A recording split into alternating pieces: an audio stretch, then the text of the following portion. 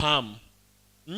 And maybe someone in Form 6 can bear with me what a tragic hour it was. Because I saw my hard thing, with a lot of people coming to talk sense in me, but I really didn't see, because each and every time I had already had 1 year experience in this thing. But why is it that I'm still failing it again? Yes. I said in Form 6, I'm changing to fine art. And the teacher tries to refuse, but on my first try, this teacher tells me, like, they made me draw something. This teacher tells me, why were you wasting your time? Oh.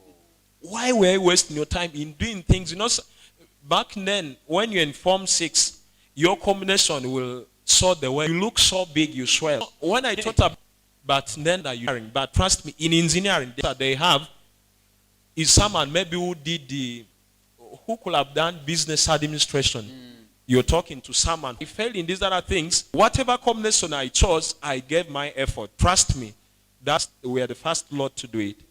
And trust, because I changed to fine art, I became the best in that school in sciences. Some are wondering why they decided to go into that. So I'm speaking to someone. Yeah. I know you're here, you do not know what you want to become because you're not being talked to. Look at what you're passionate about. Me, I was passionate about fine art and things like that. I could do mathematics, but I didn't know what kind of engineering like I will become. I look at electrical engineering, I look at civil, mechanical, and all that. They looked so wide, and all of them have a specific course that you needed to do. And actually, when I went to do my course in architecture, I realized the economics I was struggling to do is not needed.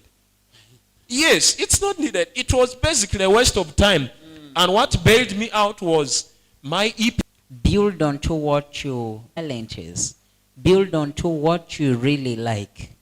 And give your heart to God. Say, God, I really want to have exactly what you've created me for. Yeah. This is something actually, it has been disturbing me. I entered the medical field, but I felt something was still missing. Even when I passed so well, I felt something was still missing. Not until, actually this brings me to the second point, is that when you give your heart fully, God will connect you to a person who can take you to that same purpose God has created you for. I remember actually one of a person who mentored me a lot was my tutor, who taught me in class. Actually is like a father to me. One day he just pointed me, said, Jonah, I want to talk to you. And then in there, he started giving me career guidance. And that alone has helped me. So what I'm telling you is, have what you really like, what you're so passionate about, and above all, what you really love. Because even in the healing, when you want the healing grace, I know pastors can affirm this. The moment you're operating in healing grace, there is a way God gives you a certain love for those people. Like for me, one thing I like is when I see somebody sick, that passions that I feel, I have to help this person. Even beyond my own time, I feel there is something I need to help with. So whenever you have a love for something and you have a passion, God will see your sincere heart that really this son wants something of. In which you need to make money. But for now, where you are, I will not tell you to stop schooling and go and look for money. I will say complete your studies.